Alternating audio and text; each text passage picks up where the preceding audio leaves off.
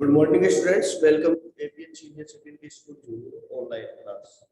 तो स्टूडेंट्स, जैसा कि आपका लेसन नंबर 2 चल रहा था, is matter pure around us. तो देखिए स्टूडेंट्स, अपना तो लगभग टॉपिक हो चुके थे, अब आगे देखते हैं। हाँ जी, सर हाँ सर आपने चैप्टर क्वेश्चन आंसर कर दिए ना? हाँ, सेकंड चैप्टर के क्वेश्चन आंसर सेंड कर दिए ना? ना भी फर्स्ट ठीक है बेटा, सेकंड पूरा नहीं होना। Yes sir. ठीक है ना, ये अगर आज कंप्लीट हो जाएगा तो आज सेंड कर दूंगा ना। Yes sir. ठीक, नेक्स्ट है प्योरिफिकेशन। प्योरिफिकेशन चल रहा था स्टूडेंट्स। तो स्टूडेंट्स, एक बार आप अपनी बुक ओपन कर लो, क्योंकि इसमें डायग्राम बनाएंगे तो काफी टाइम लग जाएगा। तो देखिए, ये जो डायग्राम आपके यहाँ दिया हुआ है, ये डायग्राम देखो स्टूडेंट्स कि वाटर का कैसे प्योरिफिकेशन करते हैं। तो देखिए, जो वाटर है उसको रिजर्व करते हैं। इसको ध्यान से देखो, इसको रिजर्व किया, फिर यहां से जो वाटर है वो एक टैंक में आया, ठीक है, तो यहाँ पड़ा रहेगा, ठीक है, और इसके अंदर पड़ा रहेगा। तो इसके अंदर आप देखिए स्टूडेंट्स कि जो इसमें बड़े बड़े स्टोन्स है, वो बड़े बड़े स्टोन्स जमीन में बैठ जाएंगे, ठीक है, और ऊपर से पानी निकल जाएगा। कि देखिए, बड़े बड़े जो स्टोन्स है वो तो यहाँ तली के अंदर बैठ जाएंगे, ठीक है, एक सस्पेंशन मीडियम की तरह, सॉल्यूशन की तरह, और ऊपर से वाटर निकल जाएगा। फिर उसके बाद में देखो, तीसरे टैंक में आता है वाटर, ठीक है। अब देखिए, इस टैंक के अंदर भी कुछ ऐसे केमिकल डाले जाते हैं जिससे वाटर के अंदर जो बड़ी इम्प्योरिटीज है वो निकल जाती है, ठीक है, जैसे एलम वगैरह इसमें डाल दी जाती है, जिसको आप फिटकरी कहते हो। फिर देखिए स्टूडेंट्स, ये है स्पेशल। इसके अंदर क्या होता है, नीचे नीचे बड़े स्टोन, फिर उससे छोटे से बजरी, रेत वगैरह, सैंड वगैरह रहते हैं, ग्रेवल, सैंड, ठीक है, कोर्स ग्रेवल, ये रहती है। तो जैसे ही इसमें वाटर आता है तो वो धीरे धीरे इसमें से रिश्ता रहता है, ठीक है, और जो इम्प्योरिटीज है वो इम्प्योरिटीज इसी में रह जाती है, और एकदम फिल्टर किया हुआ वाटर इसके अंदर आता है। अब इस में जो वाटर आता हो सकता है उसमें बाकी जो इम्प्योरिटीज है वो तो फिल्टर हो जाती है, लेकिन जो उसके अंदर मान लो कि बैक्टीरिया वगैरह हो, ठीक है, तो उस वाटर में बैक्टीरिया, वायरस भी हो सकते हैं, कोई भी जर्म्स हो सकता है। तो उसको किल करने के लिए इस टैंक के अंदर उसमें थोड़ा सा क्या करते हैं, क्लोरिनिकेशन। क्लोरिनिफिकेशन का मीन्स ये भी हो सकता है कि उसमें थोड़ा ब्लीचिंग पाउडर डाल दिया, ठीक है, तो ये डालने से उसमें बैक्टीरिया वगैरह जो होता है वो किल हो जाते हैं, और इस तरीके से हमारे घर में जो नल में पानी आता है वो एकदम नीट एंड क्लीन आता है। तो स्टूडेंट्स, ये तरीका है, ठीक है, ये मेथड आप इस चीज को आप अच्छी तरह समझ लो डायग्राम देख करके, ठीक है, कोई ज्यादा हार्ड प्रोसेस नहीं है।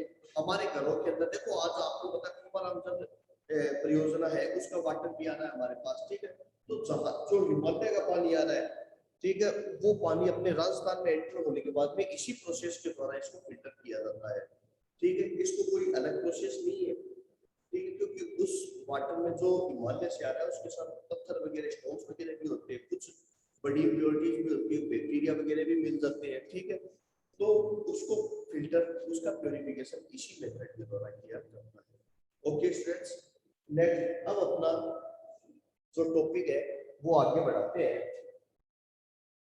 इंपॉर्टेंट टॉपिक है students, physical and chemical change, ठीक है students, physical change and chemical change most important topic है।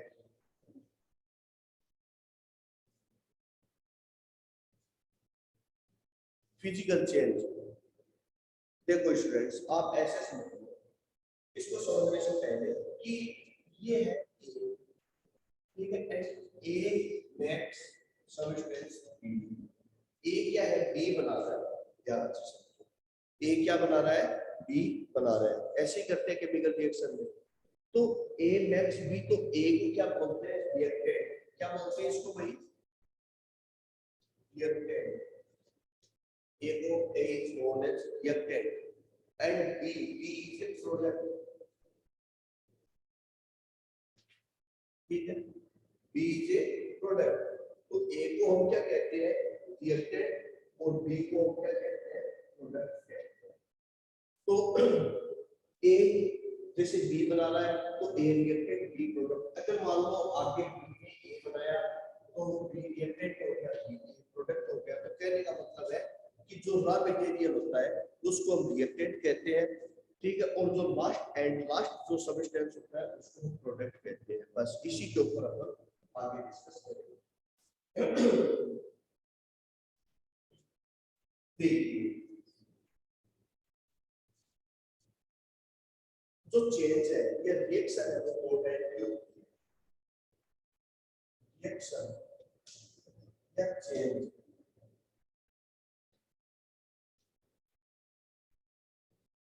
चेंज जो है वो दो टाइप का होता है, एक है फिजिकल चेंज,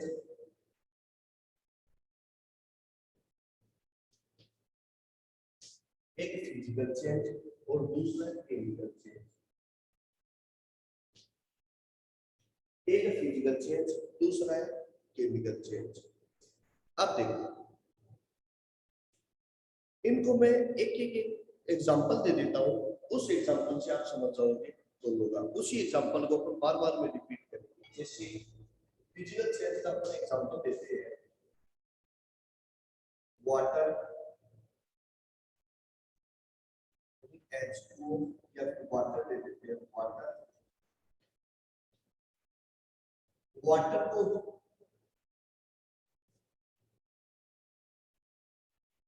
ऐसे ऐसे ले लो आइस, फिर वाटर, इसको हीट किया, ये साइड हीट का पहले भी बताया था आपको, ये साइड किसका है, हीट का। आइस को हीट किया वाटर का, वाटर को हीट किया तो क्या बनेगा, वेपर। ठीक है, क्या बनेगा, वेपर। अब वेपर को अगर आप कूल करो, ये मैंने हाफ एरो मार्क लगाया, ध्यान रखना फुल एरो मार्क नहीं लगा करके क्या लगाया मैंने, हाफ एरो मार्क लगाया है। तो देखिए वेपर, वेपर को आप कूल करोगे, हाफ इधर लगा दिया, इसको आप क्या करोगे, कूल करोगे, वाटर बनेगा, वाटर को कूल करोगे तो क्या बनेगा, आइस बनेगा। क्या आप सभी जानते हो, पता है ना, कहीं कोई दिक्कत? तो देखो आइस है, गर्म करके देखो क्या बनेगा, वाटर, वाटर को और हीट दो, वेपर, वेपर को ठंडा करो, वाटर, वाटर को फ्रीज में रखते हो, ठंडा करते हो ना फ्रीजर में, क्या बनेगी, आइस बनेगी। ये एक जनरल प्रोसेस है, ठीक है। फिर उसके बाद में देखो एक प्रोसेस है कार्बन प्लस ऑक्सीजन, क्या बनाता है, कार्बन डाइऑक्साइड। कार्बन यानी कोल, कोल को जलाओ, ऑक्सीजन की प्रेजेंस में कार्बन डाइऑक्साइड बनती है, नहीं बनती है, आया ना, ठीक है। तो देखिए आइस का, वाटर का फॉर्मूला क्या होता है, H2, ठीक है। आइस का फॉर्मूला भी H2 ही होता है और वेपर का फॉर्मूला भी H2 ही होता है। इन तीनों के ही जो फॉर्मूला होते हैं वो H2 होते हैं। अब अपन अपना टॉपिक स्टार्ट करते हैं। देखिए फिजिकल चेंज, यानी फिजिकल चेंज एक ऐसा चेंज होता है जिसके अंदर रिएक्टेंट है वो प्रोडक्ट बनाता है और प्रोडक्ट वापस रिएक्टेंट में कन्वर्ट हो जाता है, ठीक है ना।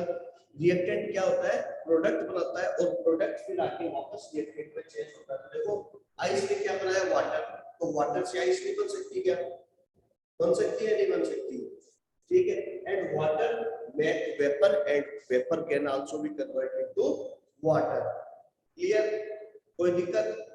फिर उसके बाद में तो फिजिकल चेंज में एक सब्सटेंस दूसरे में यानी कि रिएक्टेंट प्रोडक्ट में कन्वर्ट होता है और प्रोडक्ट है वो वापस रिएक्टेंट में कन्वर्ट होता है। तो इस प्रकार की जो रिएक्शन है वो कैसी होती है, अनस्टेबल। कैसी है, अनस्टेबल है, नहीं है, स्टेबल है क्या ये, कैसी है ये, अनस्टेबल। तो this type reaction is a unstable reaction. ये कैसी हो गई है, अनस्टेबल टाइप की रिएक्शन हो गई, क्लियर। फिर यह रिएक्शन जो होती है वो रिवर्सिबल है, कैसी है,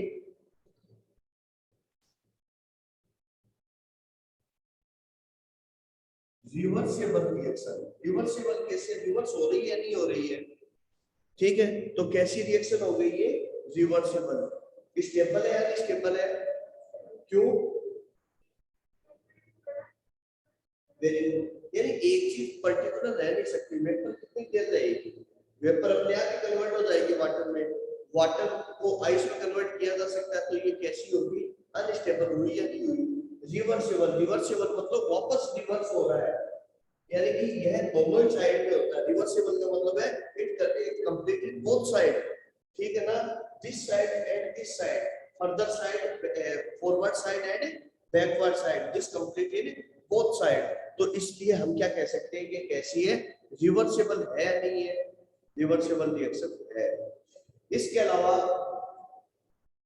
it is show half arrow mark, किसके द्वारा शो किया जाता है,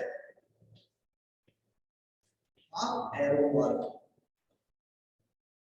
हाफ एरो देखो ये it is represent by half arrow mark, किसके द्वारा रिप्रेजेंट किया जाता है इसको, हाफ एरो मार्क के द्वारा रिप्रेजेंट किया जाता है। तो ये क्या हो गई, फिजिकल रिएक्शन हो गई। क्लियर, आ गया समझ में? हाँ भाई ऑनलाइन स्टूडेंट्स घर में आ गया समझ में? Yes sir. कोई दिक्कत? No sir. Very good. Next है, फिर उसके बाद में नेक्स्ट चीज है इसके अंदर, no new substance is form. इसमें क्या कोई नया सब्सटेंस बना है क्या, बताओ, न्यू सब्सटेंस बना है क्या, इसमें क्या बना है बताओ, नो न्यू सब्सटेंस फॉर्म, इसमें कोई भी नया सब्सटेंस नहीं बनता है। क्यों, आइस है, आइस का फॉर्मूला भी H2O, वाटर का भी H2O, वेपर का भी H2O, तो नया सब्सटेंस कहां बना है, बना है क्या, नहीं। तो इसमें आप क्या लिख सकते हो, नो substance is formed, इसमें कोई भी नया सब्सटेंस नहीं बनता है। क्लियर। नेक्स्ट है केमिकल चेंज। केमिकल चेंज ऐसी रिएक्शन है जिसके अंदर देखिए एक ऐसी होती है, यानी कि रिएक्टेंट से प्रोडक्ट बनता है, बट प्रोडक्ट से रिएक्टेंट नहीं बनता। बन सकता है क्या, भाई आपने कोल जलाया है या कोई कागज जलाया, तो क्या उस धुएं से आप वापस कागज या कोल प्राप्त कर सकते हो क्या, नहीं कर सकते ना। तो क्या कर सकते हो, reactant product, but product never make the reactant. Clear. तो इसमें क्या होगा, रिएक्टेंट से प्रोडक्ट बनता है लेकिन प्रोडक्ट से रिएक्टेंट नहीं बनता। सेकंड है अनस्टेबल, कि यह कैसी होती है, स्टेबल होती है। ये कैसी है, अनस्टेबल है ना, तो ये कैसी होती है, स्टेबल। ये रिएक्शन कैसी है, स्टेबल रिएक्शन है। क्लियर। अरे समझ में आ रहा है क्या, तो यस। हाँ भाई, तो यह कैसी स्टेबल है, मतलब एक बार कार्बन डाइऑक्साइड बन गई, उसके बाद में वापस इससे कार्बन और ऑक्सीजन प्राप्त नहीं कर सकते, तो ये कैसी हो गई, स्टेबल हो गई। क्लियर। नेक्स्ट है, फिर उसके बाद में रिवर्सिबल। यह इरिवर्सिबल है, कैसी है ये,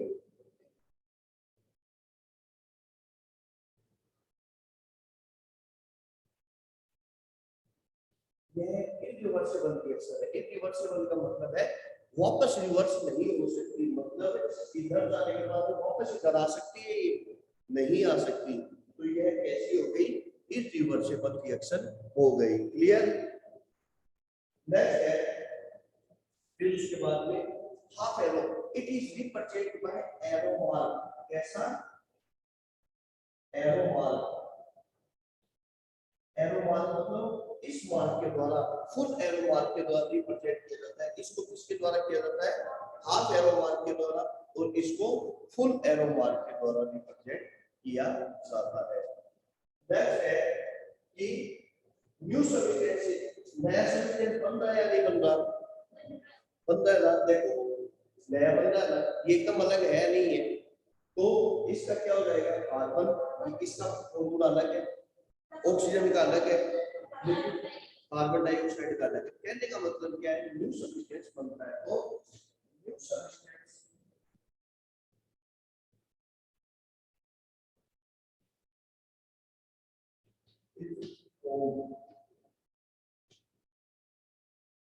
न्यू सब्सटेंस नया सब्सटेंस बनता है इसके अंदर। क्लियर। तो ये हो गई फिजिकल और केमिकल में आप चेंज की डेफिनेशन भी लिख सकते हो या फिर आप इसमें डिफरेंस भी लिख सकते हो। और देखो अब मैं इसमें डिफरेंस बता देता हूँ स्टूडेंट्स, हो सके तो आप वीडियो पॉज कर करके देख लेना। देखो फिजिकल चेंज, फिजिकल चेंज और ये है chemical change.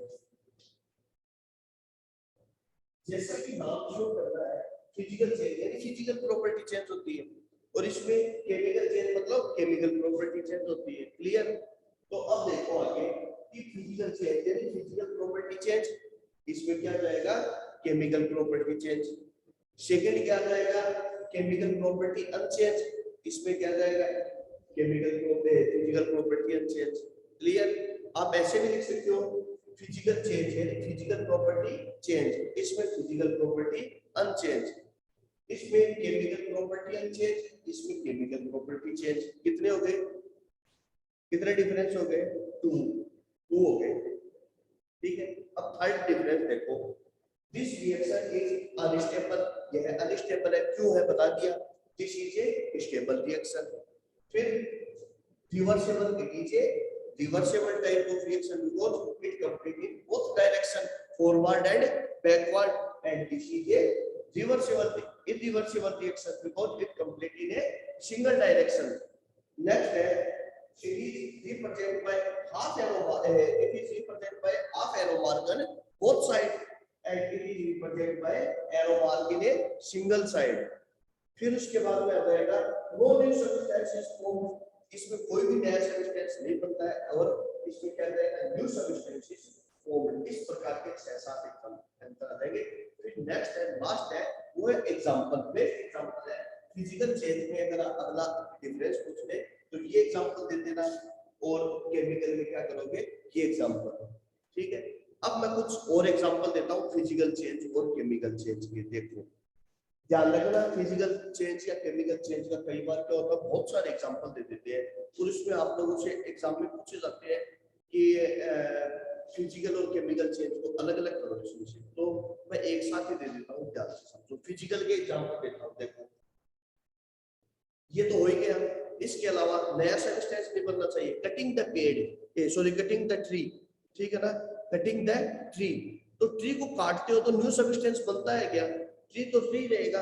Cut the wood, लकड़ी को काटा तो क्या नया सब्सटेंस बना, तो ये क्या है फिजिकल के है नहीं है। इसी प्रकार से टीयरिंग द पेपर, पेपर को फाड़ा तो पेपर का पेपर ही रहेगा। ठीक है, इसी प्रकार से और क्या हो सकता है एग्जांपल। इसके अलावा आप मेल्टिंग द वैक्स, आप मोमबत्ती जलाते हो, ठीक है, तो मोमबत्ती जलाते हो तो वैक्स मेल्ट होता है, तो वो रहेगा तो वैक्स ही, उसको वापस आप यूज कर सकते हो नहीं कर सकते हो, तो melting the wax. Melting the ice, ice को मेल्ट करो क्या हो जाएगा, रहेगा वाटर का वाटर ही। तो ये सारे के सारे these are the example of physical change. Clear? हाँ भाई, ऑनलाइन स्टूडेंट समझ में आ गया? Yes, sir.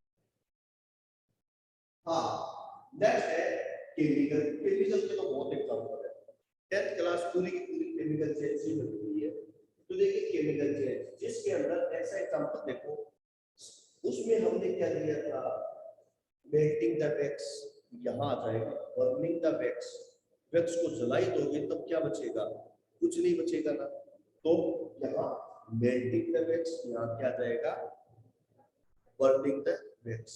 इसके अलावा रेस्पिरेशन, रेस्पिरेशन में हम ऑक्सीजन लेते हैं, कार्बन डाइऑक्साइड छोड़ते हैं, तो क्या उस कार्बन डाइऑक्साइड से आप वापस ऑक्सीजन बना सकते हो क्या, तो क्या हो गया केमिकल चेंज।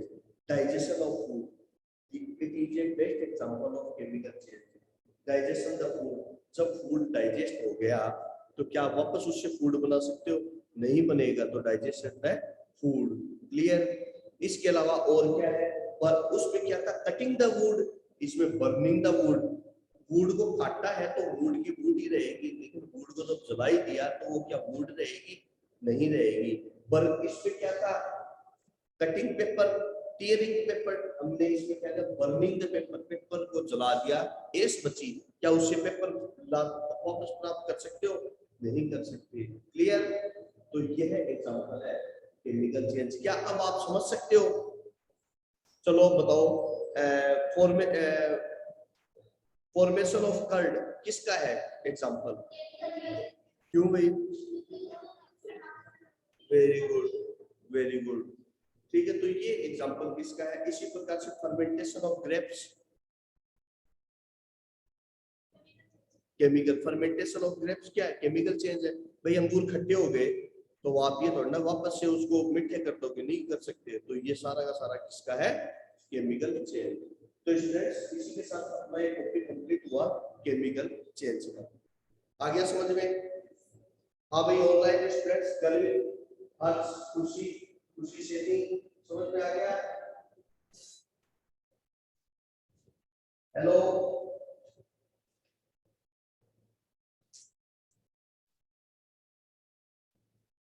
नेक्स्ट है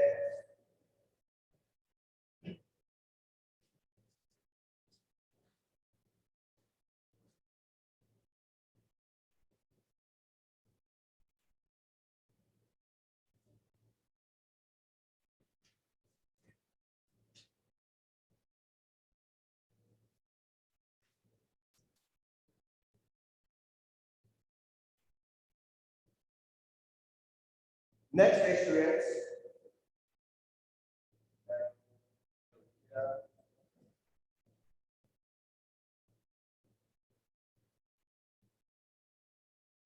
अरे रस्टिंग ऑफ आयरन किसका है?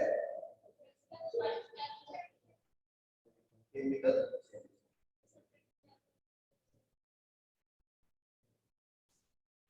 देखिए what type of pure substance, देखिए हमने स्टूडेंट्स प्योर सब्सटेंस पढ़े थे ना शुरू में, फर्स्ट लेसन में, नहीं सेकंड में पढ़े थे, सेकंड के शुरू में पढ़े थे हमने प्योर सब्सटेंस। तो प्योर सब्सटेंस जो होते हैं वह उसके देखो types, pure substance, pure substance is basically categorized into two types. Pure substance is basically categorized into two types. First is element and second is compound. So first is element. सभी के बारे में अपन डिटेल से देखेंगे। And second is compound. First is element and second is compound. अब देखिए element and second is compound. Element and is categorised into three part. इसको भी आगे तीन पार्ट में कैटेगराइज किया गया है। तो एलिमेंट को आगे तीन पार्ट में, मेटल, नॉन मेटल और मेटेलॉइड। ठीक है, तो पहला है मेटल, नॉन मेटल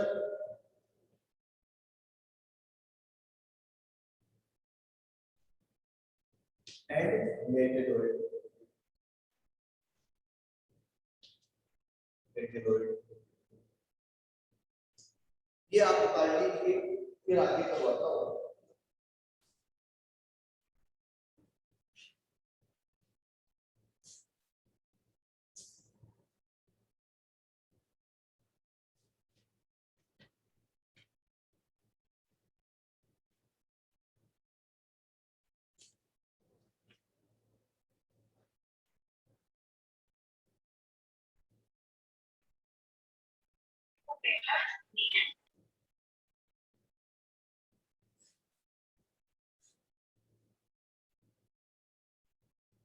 आपको मिक्सर के टाइप्स करवाई दिए थे, होमोजेनस और हेटेरोजेनस, है ना?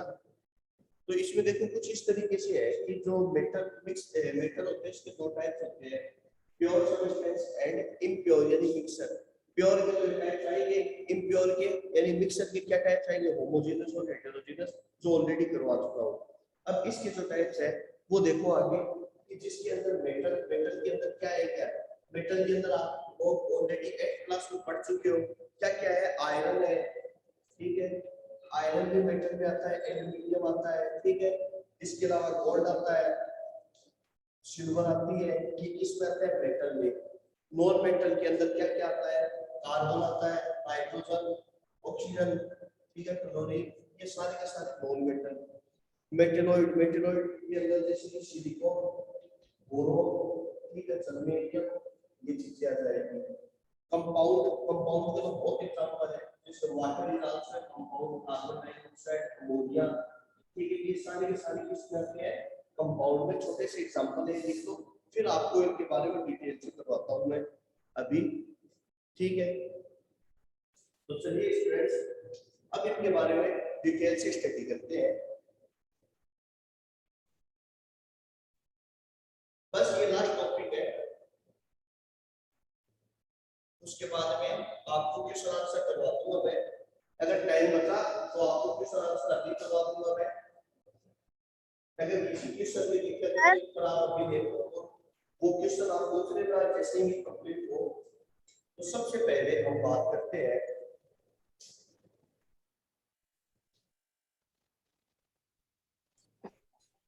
सर, हाँ जी, चैप्टर फर्स्ट के भी क्वेश्चन आंसर भेज देना। हाँ जी, फिर से बोलो, क्या बोलो सर, चैप्टर फर्स्ट के क्वेश्चन आंसर भेज दो। बेटा, फर्स्ट में तो ये सीखने वाले ले दूंगा,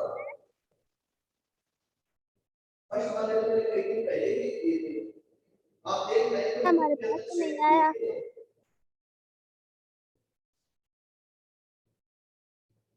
हाँ भाई, अब अपन बात करते हैं सबसे पहले एलिमेंट।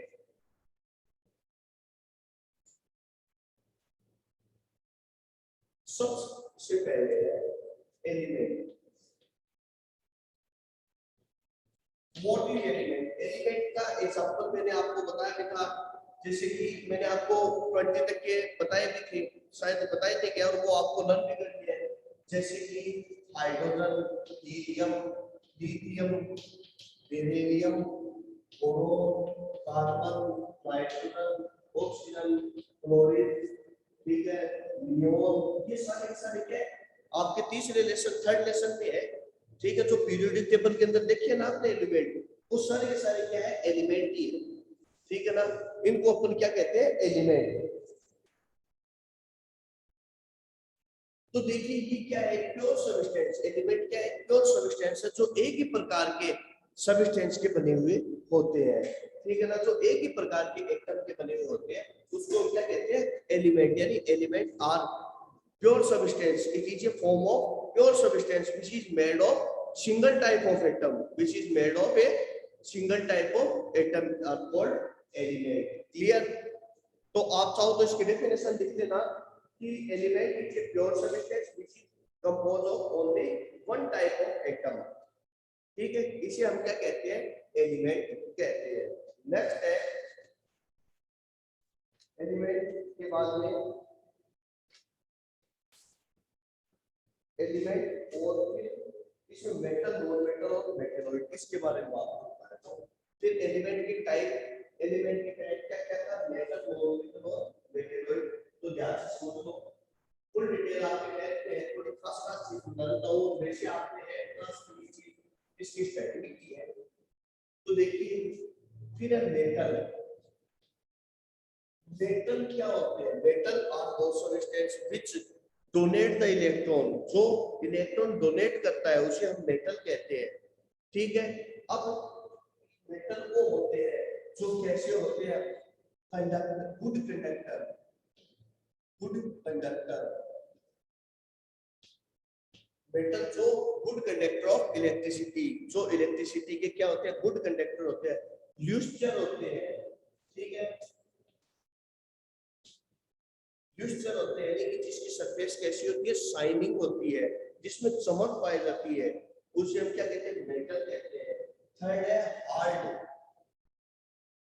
हार्डनेस, यानी कि मेटल जो होते हैं सारे के सारे कैसे होते हैं, हार्ड होते हैं, मजबूत होते हैं, जैसे आयरन है, एल्यूमिनियम है, ये सारे के सारे कैसे काफी हार्ड होते हैं। लेकिन इसका एक्सेप्शन हर जगह होता है, लिथियम, सोडियम, पोटेशियम, सीजियम, ये हार्ड नहीं होते हैं, बाकी मजबूत हार्ड होते हैं, ठीक है। तो ये सारे के सारे मेटल की बाकी और भी प्रॉपर्टीज होती है, लेकिन मेटल क्या होते हैं, यानी कि सॉरी मेटल क्या होते हैं, यानी कि जो कैसे होते हैं, गुड कंडक्टर ऑफ इलेक्ट्रिसिटी, ल्यूस्टर यानी चमक वाले होते हैं, एंड हार्डनेस, ठीक है, एंड साउंडनेस, इसमें साउंड होती है, मेटल में अलग ही साउंड होती है। क्लियर? एग्जांपल आपको करवाए थे, सबसे बढ़िया एग्जांपल है आयरन, ठीक है। एल्यूमिनियम, इसके साइन याद रखो क्योंकि साइंस में यही काम आएंगे, नाम काम नहीं आएंगे। आयरन है, एल्यूमिनियम है, इसके अलावा सिल्वर है, ये सिल्वर का साइन है। सोना, गोल्ड है, बोरॉन, ठीक है। ये सारे के सारे, जिंक, जिंक भी लिख सकते हो, जिंक, कैल्शियम, ये सारे के सारे these are the example of metal. Next है नॉन मेटल। नॉन मेटल,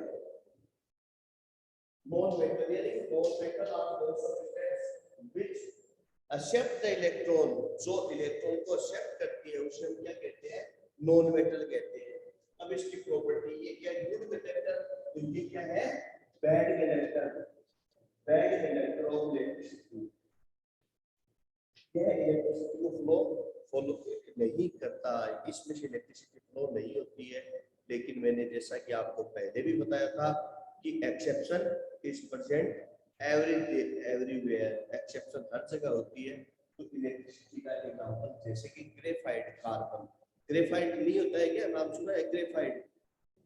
जैसे कि अपनी पेंसिल की टिप आती है, कच्ची पेंसिल, एचबी पेंसिल, वो ग्रेफाइट ही तो है। तो वो नॉन कंडक्टर होते हैं, वो नॉन मेटल होते हैं, बाद में भी उसमें से इलेक्ट्रिसिटी फ्लो होती है, ठीक है। इसके अलावा सेकंड है वो है ड्यूस्टर, इसमें ड्यूस्टरलेस, इसमें नो साइनिंग,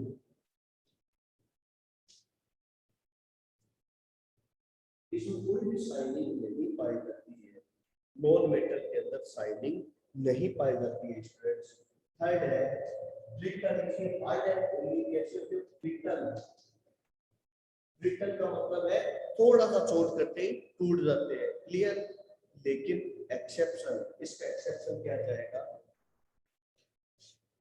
इसका एक्सेप्शन आ जाएगा डायमंड, क्या आएगा, डायमंड।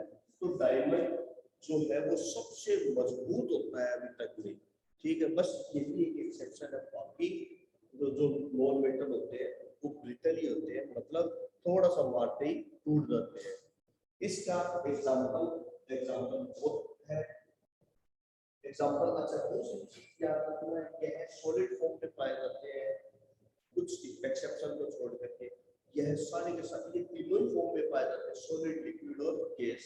जैसे एग्जांपल, जैसे कि ग्रेफाइट सॉलिड फॉर्म में पाया जाता है, लिक्विड फॉर्म में जैसे ब्रोमीन, गैस में ऑक्सीजन, नाइट्रोजन, किसमें पाए जाते हैं, गैसियस फॉर्म में पाए जाते हैं, ठीक है। तो इसके एग्जांपल क्या है, जैसे ग्रेफाइट, ग्रेफाइट, डायमंड, इसके अलावा ऑक्सीजन, नाइट्रोजन, ठीक है, कार्बन, आयोडीन, आयोडीन, इसके अलावा क्लोरीन, ठीक है। ये सारे के सारे इसके एग्जांपल नॉन मेटल के एग्जांपल होते हैं। नेक्स्ट स्टूडेंट्स मेटलॉइड, नेक्स्ट है मेटलॉइड। तो देखिए स्टूडेंट्स, मेटलॉइड वो होते हैं जिसमें मेटल और नॉन मेटल दोनों की प्रॉपर्टी पाई जाती है, ठीक है ना। यानी कि जिसमें मेटल और नॉन मेटल दोनों की प्रॉपर्टी पाई जाती है उसे हम क्या कहते हैं, मेटलॉइड कहते हैं। जैसे एग्जांपल बताई दिया, बोरॉन, सिलिकॉन, आर्सेनिक, ठीक है। तो आप इतनी याद रख लेना बहुत है। फिर उसके बाद में लास्ट है स्टूडेंट कंपाउंड्स, लास्ट टॉपिक है कंपाउंड, क्योंकि अपना टाइम भी होने वाला है, इसलिए फटाफट चला देता हूं अपना लास्ट टॉपिक कंपाउंड। देखिए मिक्सर करवाई दिया, ठीक है। तो नेक्स्ट है कंपाउंडिंग।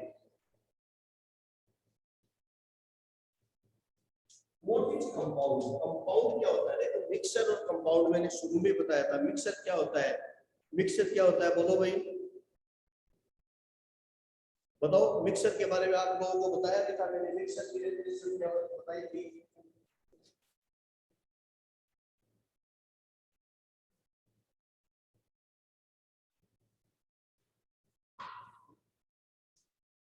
कौन बताएगा? यानी कि mixer is a heterogeneous type of solution of two or more substances which are not chemically combined to each other। But ये क्या होता है, कंपाउंड क्या होता है, कंपाउंड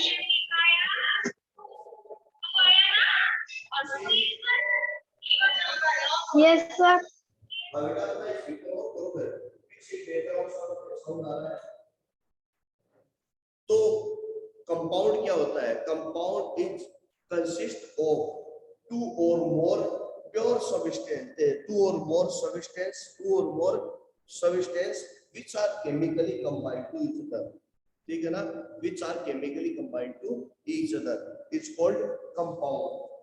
मैं देखता हूँ मेरे पास है ऐसी definition.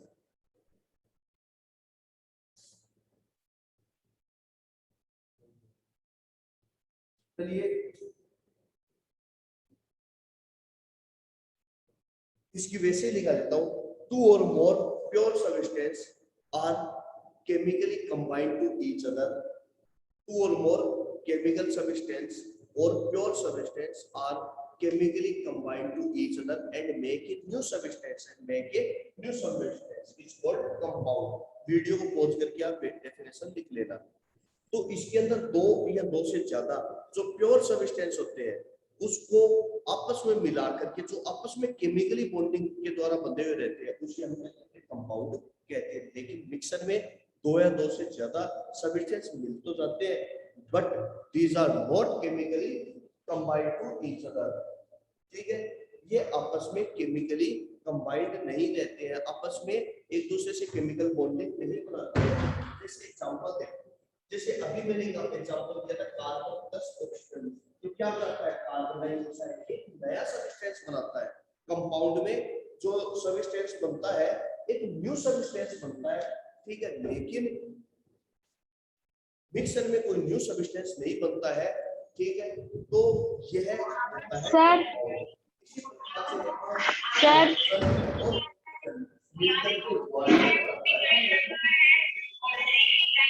सर अरे सर मेरे को कुछ पूछना है. अब आप उसी बोलो. सर ये ना बी का मतलब क्या है जो आपने मेटल यूनिट के नीचे लिखा है? सर आपने नीचे लिखा है ना ये बी एस और एस, इसका मतलब क्या है? क्या ये बोरोन सिलिकॉन आर्सेनिक इनके नाम है. Boron silicon arsenic. ठीक है ना? अच्छा तो ओके सर. कम है होने वाला है तो फटाफट क्या होते हैं जो एक नया सब्सटेंस बनाते हैं प्योर सब्सटेंस मिलकर के और केमिकल बॉन्ड के द्वारा जुड़ करके एक नया सब्सटेंस बनाते हैं. अब देखो केमिकल बॉन्ड से कैसे जुड़े रहते हैं. वाटर देखो HOH केमिकल बॉन्ड से जुड़ा हुआ है. कार्बन डाइऑक्साइड देखो CO O ये केमिकल बॉन्ड से जुड़े हुए हैं. तो इस